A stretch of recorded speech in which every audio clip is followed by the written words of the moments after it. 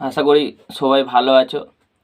এক চল বিশিষ্ট দ্বিঘাত সমীকরণের ক্লাস 10-এর আগের ক্লাসে আমরা দ্বিঘাত সমীকরণের যে বেসিক কনসেপ্ট, মানে standard form ax² + bx + c = 0 এই সম্বন্ধে আলোচনা করেছি। মোটামুটি আমরা বেসিক কনসেপ্টটা ক্লিয়ার করেছিলাম এবং কোষে দেখি 1.1-এর কিছু অঙ্কও করেছিলাম। 4-এর দাগের বাকি 3টে অঙ্ক হয়ে গিয়েছিল, কিন্তু 1-এর কোশ্চেনটা আমরা ওভারলুপ করে বেরিয়ে গিয়েছিলাম, এটা করা হয়নি, তাই আমি এই অঙ্কটাও করব। 4-এর 1-এর অঙ্কটা কি বলেছে না, a-2x² + 3x + 5 = 0 সমীকরণটি এর কোন মানের জন্য দ্বিঘাত সমীকরণ হবে না তা নির্ণয় করো। কোনো একটা সমীকরণ দ্বিঘাত সমীকরণ হবে না যখন সেখানে x² টার্মটা কি হবে, x² টার্মটা হচ্ছে অবলুপ্ত হয়ে যাবে বা x² টার্মটা থাকবে না। তাহলে এখানে কি দিয়েছে, এটা x² + 3x + 5 = 0। এই সমীকরণটা তখনই দ্বিঘাত সমীকরণ হবে না যখন x² এর সহগও 0 হয়ে যাবে। সমীকরণটি কি হবে না, দ্বিঘাত সমীকরণ হবে না। দ্বিঘাত সমীকরণ হবে না যখন কি না, x² এর সহগও 0 হবে। অতএব এখানে x² এর সহগ কত, a-2 = 0, a = 2। অতএব নির্ণীয় এর মান, এর কোন মানের জন্য দ্বিঘাত হবে না, নির্ণীয় এর মান = 2। তারপরে আমরা এবার 5-এর দাগের অঙ্কগুলো যাব। 5-এর দাগের অঙ্কগুলো কি বলেছে না, নিচের বিবৃতিগুলি থেকে এক চল বিশিষ্ট দ্বিঘাত সমীকরণ নির্ণয় করতে হবে। তাহলে দেখে নেওয়া যাক যে এক চল বিশিষ্ট দ্বিঘাত সমীকরণ আমরা কিভাবে নির্ণয় করব একটা বিবৃতি থেকে। দ্বিঘাত সমীকরণের 5-এর 1 বলছে 42কে এমন দুটি অংশে বিভক্ত করি যাতে এক অংশ অপর অংশের বর্গের সমান হয়। তাহলে এই অঙ্কগুলো করতে আমাকে কি করতে হবে, এক চল বিশিষ্ট দ্বিঘাত সমীকরণ। তাহলে আমরা এখানে ধরে নিই, অ্যান্সারটা করছি, ধরি কি ধরবো না, 42-এর একটি অংশ ধরি, একটি অংশ কি, অংশ হচ্ছে x। তাহলে অপরটি কি হবে, যদি কোনো সংখ্যা, দুটো সংখ্যার সমষ্টি হয়, দুটো অংশের সমষ্টি হয়, তাহলে অপর অংশটি কি হবে না, ওইটা থেকে বিয়োগ হবে অপর অংশ। অতএব অপর অংশ = কি হবে, 42 - x, তাই তো। একটি অংশ x ধরলে অপর অংশটি কি 42 - x। এখানে বলেইছি যে 42কে এমন দুটি অংশে বিভক্ত করি যাতে এক অংশ অপর অংশের বর্গের সমান হয়। তাহলে শর্তানুসারে কি হবে, শর্তানুসারে কি হবে, শর্তানুসারে এক অংশ অপর অংশের বর্গ হবে। তাহলে এক অংশ কত, 42 - x, একটা অংশ কার বর্গ হবে, অপর অংশের বর্গ হবে। তাহলে x² এর বর্গের সমান হবে শর্তানুযায়ী, বা 42 - x = x²। তাহলে এখানে সমীকরণটাকে জাস্ট সাজিয়ে নিই, x² এই দিকে গেলে হচ্ছে -x, সরি মাইনাসটা প্লাস হয়ে যাবে, আর এটা 42 হয়ে যাবে। তাহলে = 0। তাহলে এইটাকে আমরা একটা নাম দিই, 5-এর 1 তো 1 নম্বর দিয়ে দিলাম। অতএব 1 নম্বর সমীকরণটি হলো, এইভাবে অ্যান্সারটা লিখতে হবে কিন্তু, 1 নম্বর সমীকরণটি হলো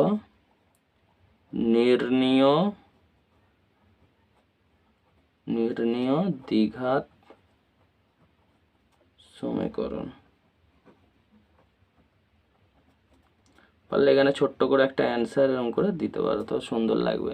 তাহলে 42কে 5-এর 1-এর অঙ্কটা কি হলো, 42কে এমন দুটি অংশে বিভক্ত করি যাতে এক অংশ অপর অংশের বর্গের সমান হয়।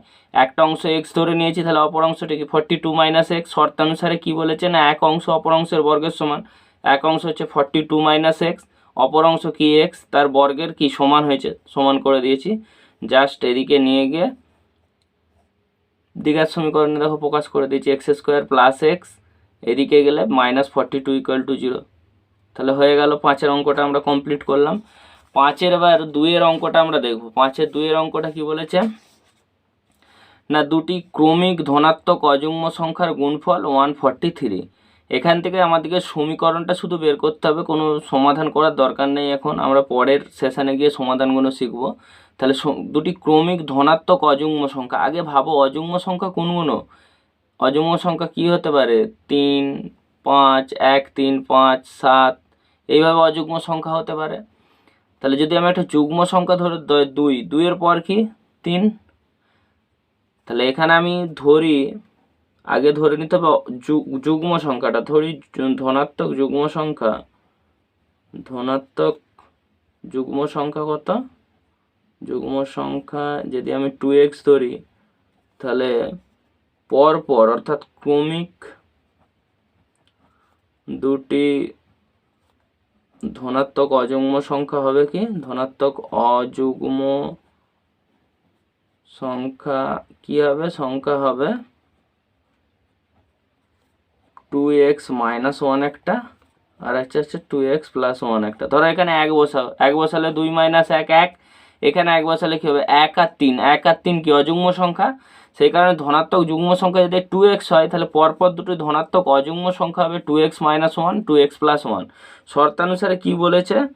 শর্তানুসারে বলে দিয়েছে যে দুটোই সংখ্যা দুটির গুণফল কি বলেছে? 143। তাহলে দুটো সংখ্যার গুণফল করি আমরা, 2x - 1 ইন্টু 2x + 1 = 143। তাহলে দুটো সংখ্যা এখানে দেখো a + b R a - b, মানে a + b R a - b একটা সূত্র চলে আসছে, a² - b²। এখান থেকে আমরা কি বলতে পারি? 2x তার হোল স্কোয়ার মাইনাস 1² 143। তাহলে এখান থেকে আমরা কি পাবো? 4x² -1টা ওইদিকে নিয়ে যাও, 143 + 1 4x² 144। তাহলে এখান থেকে কি পাবো? x² = 144 / 4 বা x² = এটা 3 × 4 = 12, 4 × 6 = 24, 36। তাহলে এইটা কি হচ্ছে? x² এদিকে -36টা নিয়ে চলে এসো 0। এটা 2 নম্বর দাও। তাহলে 2 নম্বরটা কি হচ্ছে? এটা তো একটা কোয়াড্রেটিক ইকুয়েশন, মানে দ্বিঘাত সমীকরণ। তাহলে 2 নম্বর এভাবে অ্যান্সার লিখবে। 2 নম্বর সমীকরণটি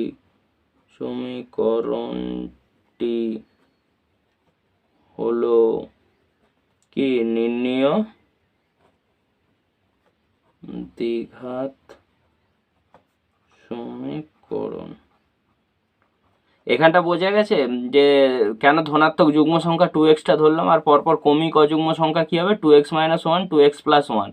এই দেখো এখানে যদি 2xটা যুগ্ম সংখ্যা ধরি, এখানে 1 বসালে 2 আসবে, 2 বসালে 4 আসবে, 2, 4, 6 এই করে যাবে। এগুলো হচ্ছে যুগ্ম সংখ্যা। অযুগ্ম সংখ্যা কোনগুলো? না 1, 3, 5, 7। তাহলে এখানে পরপর কি ধনাত্মক অযুগ্ম সংখ্যা কি হবে? না 2x - 1, 2x + 1। যদি এখানে আমি 1 দিই, 2 - 1 1, আর এখানে যদি 1 দাও 2 + 1 অর্থাৎ 3, 1, 3 আসছে, দুটো সংখ্যা পরপর অযুগ্ম। আবার যদি এখানে 2 দাও, 4 - 1 3, আবার এখানে 2 দাও 4 + 1 5, তাহলে 3, 5 পরপর অযুগ্ম সংখ্যা আসছে। এই জন্য এখানে 2x - 1 আর 2x + 1 ধরা হয়েছে। 5-এর 2-এর অঙ্কটা আমরা করলাম।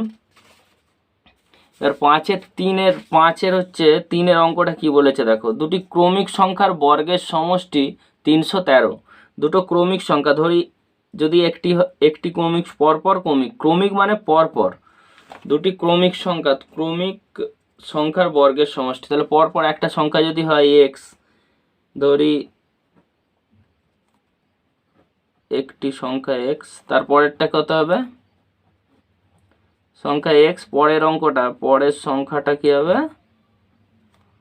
পরের সংখ্যাটা হবে x + 1। পরপর বলেছে, পরপর ক্রমিক সংখ্যা। তাহলে 1-এর পর 2, যদি x = 1 হয় 1-এর পর 2, x = যদি 2 হয় 2-এর পর 3।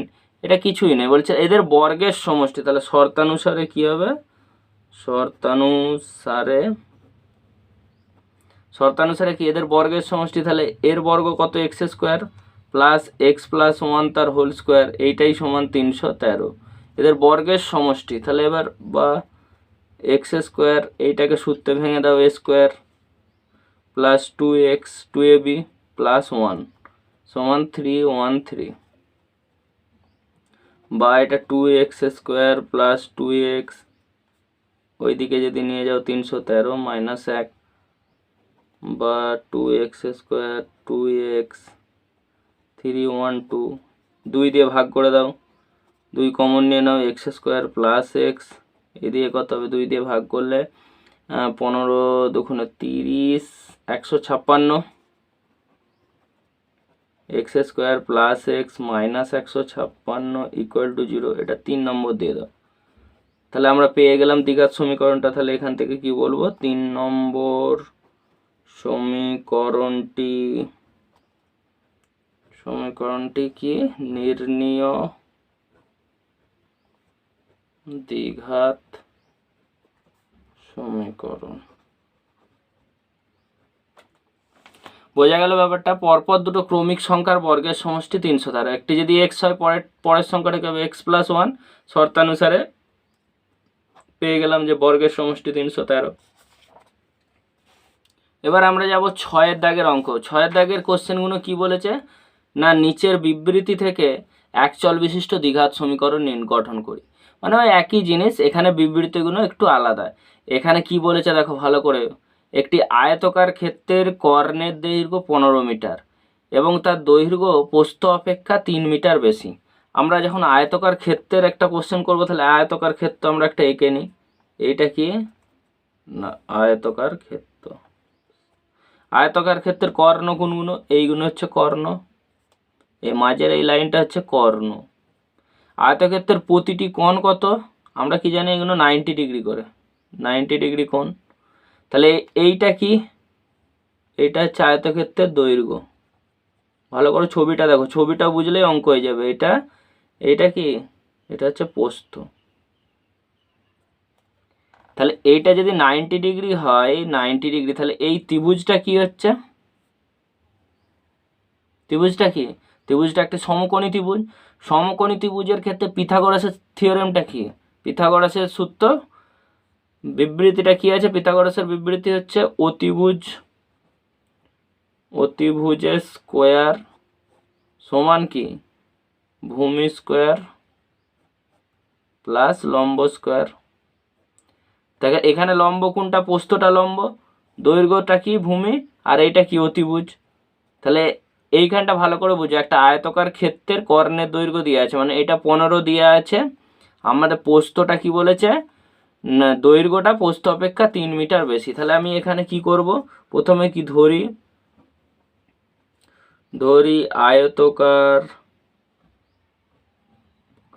আয়তকার ক্ষেত্রের কি প্রস্থটা ধরে নেব। প্রস্থ সমান কত, x মিটার। তাহলে অতএব দৈর্ঘ্যটা কত হবে, দৈর্ঘ্যটা হবে x প্লাস কত বেশি বলেছে, দৈর্ঘ্য 3 মিটার বেশি বলেছে, 3 মিটার, 3 মিটার বেশি। তাহলে এবার আয়তক্ষেত্রের কর্ণের দৈর্ঘ্য কত দিয়েছে, আয়তক্ষেত্রের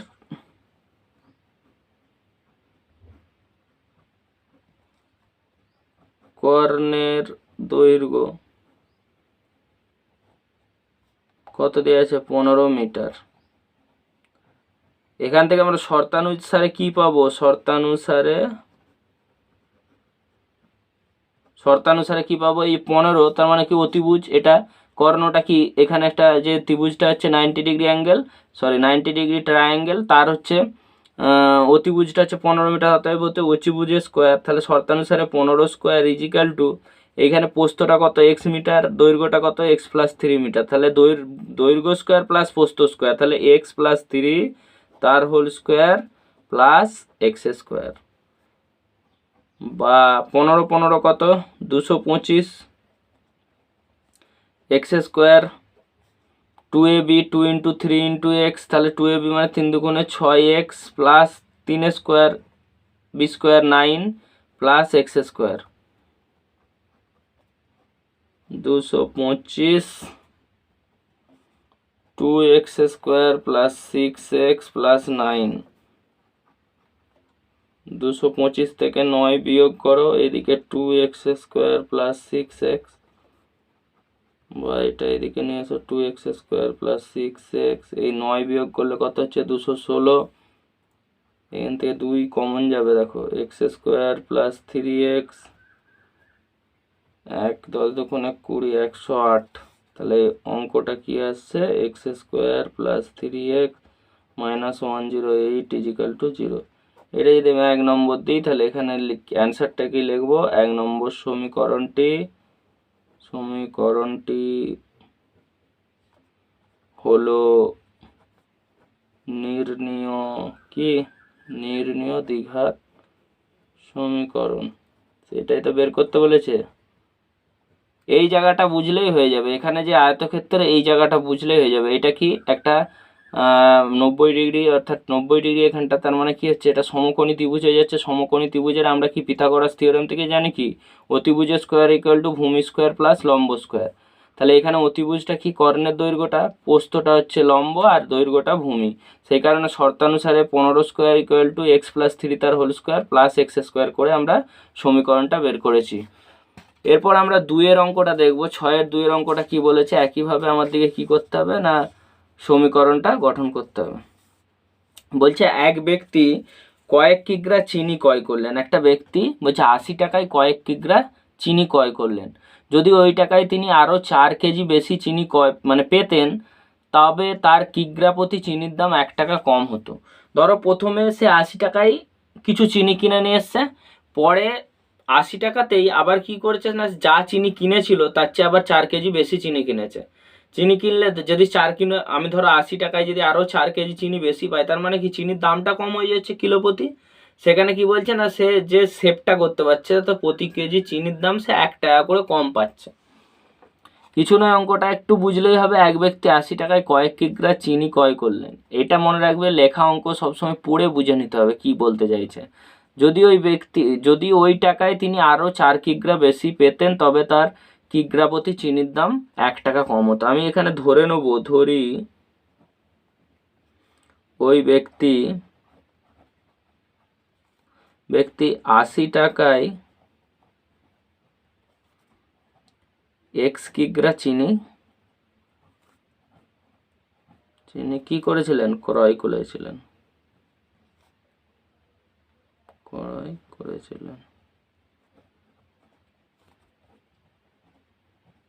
প্রথম ক্ষেত্রে কি, তাহলে 80 টাকায় পাওয়া যাচ্ছে কত, এক্স কিগ্রা চিনি। তাহলে প্রথম ক্ষেত্রে এক্স কেজি চিনির দাম কত, চিনির দাম কত, 80 টাকা। 1 কেজি চিনির দাম কত,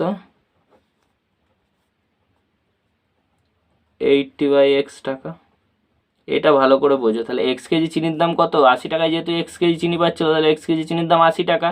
তাহলে 1 কেজি চিনির দাম 80/x টাকা। দ্বিতীয় ক্ষেত্রে কি হচ্ছে, দ্বিতীয় ক্ষেত্রটা ভালো করে বোঝো। দ্বিতীয় ক্ষেত্রে সে কি করছে, 4 কেজি চিনি। দ্বিতীয় ক্ষেত্রে কি, ওই টাকায় 80 টাকায়, এটা একটু লিখে দিতে হবে, 80 টাকায় আরও 4 কেজি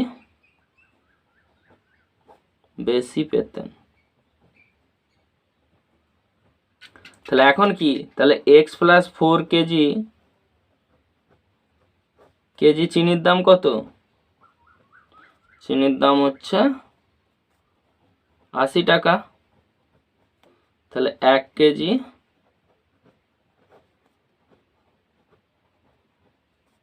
চিনির দাম কত, 80+x/4 টাকা। তাহলে এখন কি চিনির দামটা কমছে না বাড়ছে, এখন তাহলে চিনির দামটা কমছে। তো তাহলে শর্তানুসারে কি হবে না, 1 টাকা থেকে কি করতো, কেজি প্রতি কম পেত। প্রথমে কি চিনির দামটা তার বেশি ছিল, পরে চিনির দামটা কম হলো। তাহলে বেশি থেকে কম বিয়োগ করলে 1 টাকা হচ্ছে। তাহলে বেশি থেকে কম বিয়োগ করো, এক্স মাইনাস কি 80/x+4 ইকুয়াল টু 1। ভালো করে এখানটা বোঝো। প্রথমে সে কি করছিল, এক্স কেজি চিনি কত টাকায় কিনছিল, 80 টাকায়। তাহলে 1 কেজি চিনির দাম আমরা বের করে নিয়েছি 80/x, তখন হচ্ছে 80/x টাকা দাম ছিল। দ্বিতীয় ক্ষেত্রে কি হচ্ছে, সে 80 টাকায় আরও 4 কেজি বেশি চিনি পেতেন। ওই 80 টাকায় এক্সের এক্স যে পেতো আরও 4 কেজি সে বেশি পেতো, তাহলে এক্স প্লাস 4 কেজি চিনির দাম কত, তখন 80 টাকা। তাহলে 1 কেজি চিনির দাম কত, 80/x+4। এবার শর্তানুযায়ী কি বলছে না, তবে তিনি চিনির দাম 1 টাকা কম হতো। তাহলে চিনির দামটা 1 টাকা কম মানে কি, প্রথমটা যে টাকায় ছিল দ্বিতীয়টা যে টাকায় পেলাম, তাদের দুজনের মধ্যে ডিফারেন্সটা কত, 1 টাকা। তাহলে এখান থেকে এবার 80টা কমন নাও, 1/x minus 1/x+4 equal to 1। পরের পাতায় করো। বা 80 এখানে কি হতে পারে, x×x+4 হচ্ছে LCM, x+4 minus of x equal to 1। তাহলে এখানে এক্স এক্স কেটে গেল 4, তাহলে 320, 4×32, এটা কেটে গেল 320, আর এখানে x² + 4x equal to 1, which implies x² + 4x is equal to 320। অতএব x² + 4x minus 320 is equal to 0। এটা ধরো 2 নম্বর দিলাম। অতএব 2 নম্বর সমীকরণটি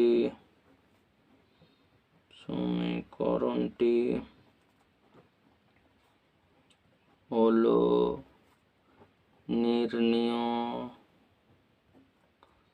দ্বিঘাত সমীকরণ। বোঝা গেল ব্যাপারটা? আশা করি বুঝতে পেরেছ।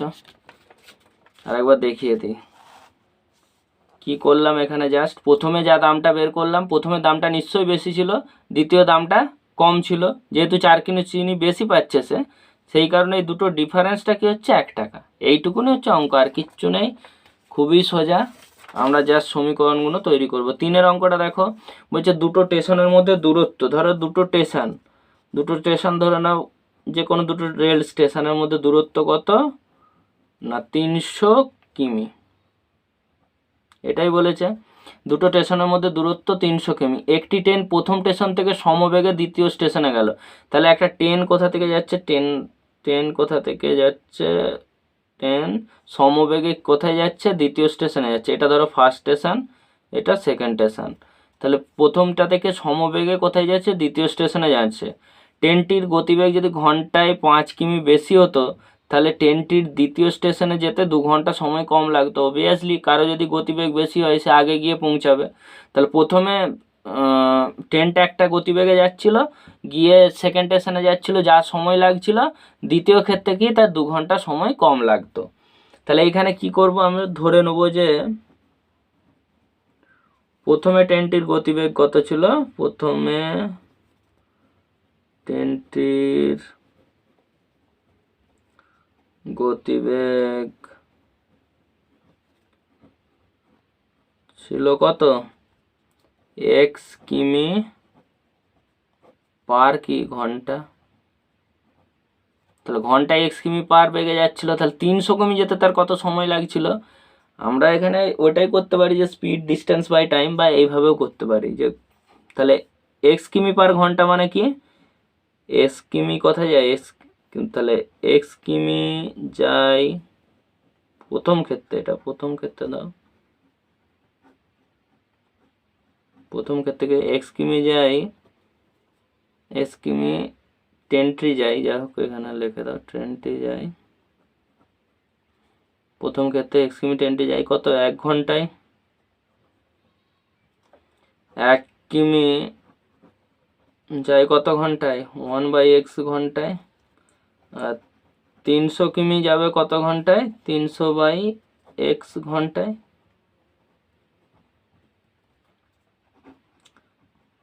দ্বিতীয় ক্ষেত্রে কি,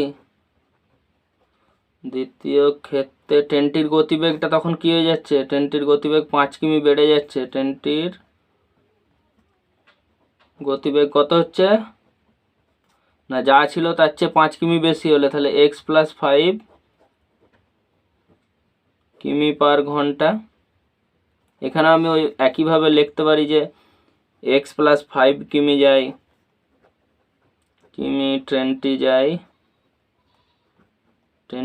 কত ঘন্টায়, ট্রেনটি যায় 1 ঘন্টায়, তাহলে 1 কিমি 10t যায় কত ঘন্টায়? 1/x + 5 ঘন্টায়। 300 কিমি, দূরত্বটা তো একই রয়েছে, 300 কিমি 10t যায় কত? 300/x + 5 ঘন্টায়। তার মানে কি কম সময় যাচ্ছে, তাহলে বেশি মাইনাস কম ইকুয়াল টু 2। তাহলে কোনটা বেশি এখানে? তাহলে প্রথমে যে বেগে যাচ্ছিল সেটা তো বেশি, 300/xটা। তাহলে শর্তানুযায়ী কি হবে? শর্তানুসারে হবে,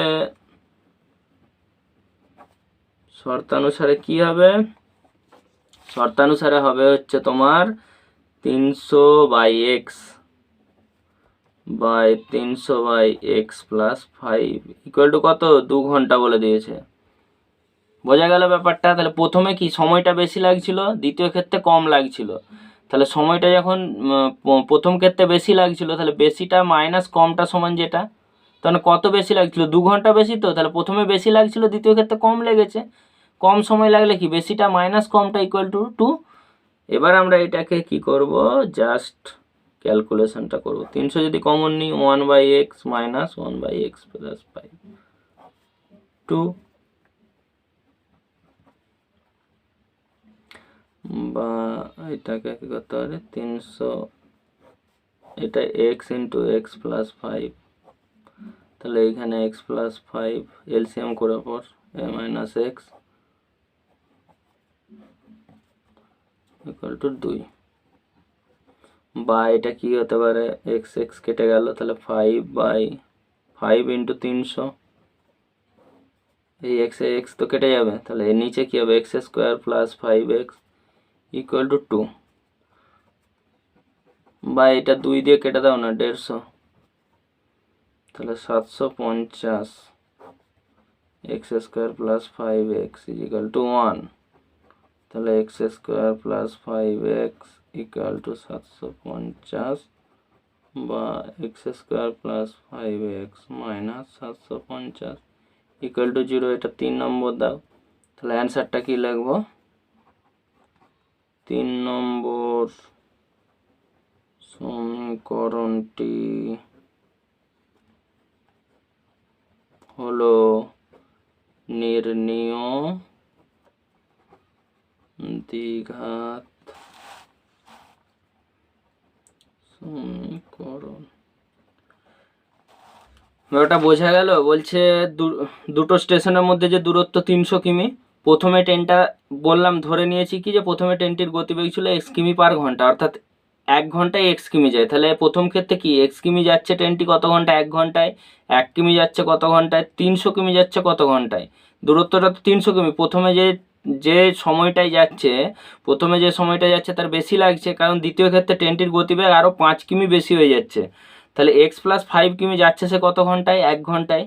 তাহলে 300 কিমি সে কত ঘন্টায় যাবে? 300/x + 5 ঘন্টা। তার মানে এই ঘন্টাটা কি তার কম লেগেছে, মানে এটা কম সময়, এটা বেশি সময়। তাহলে বেশিটা থেকে কমটা বিয়োগ করে আমরা কি পাচ্ছি? 2 ঘন্টা। তার কতটা সময় কম লেগেছিল? না 2 ঘন্টা। 2 ঘন্টাটা কোথা থেকে পাবো? যে সময়টা বেশি লেগেছিল আর যে সময়টা কম লেগেছিল, তাদের দুজনের মধ্যে ডিফারেন্সটাই তো 2 ঘন্টা। ধরো আমি এখান থেকে একটা জায়গায় গেলাম, জায়গায় যেতে আমার প্রথমে লেগেছিল 5 ঘন্টা, দ্বিতীয় ক্ষেত্রে লাগছে 3 ঘন্টা। তাহলে কোনটা থেকে কোনটা বিয়োগ করব? প্রথম ক্ষেত্রে যা সময়টা লেগেছে 5 থেকে 3 বিয়োগ করলে তবেই তো 2 ঘন্টা পাবো। তাহলে বেশিটা থেকে কম বিয়োগ করে আমরা কি পেলাম?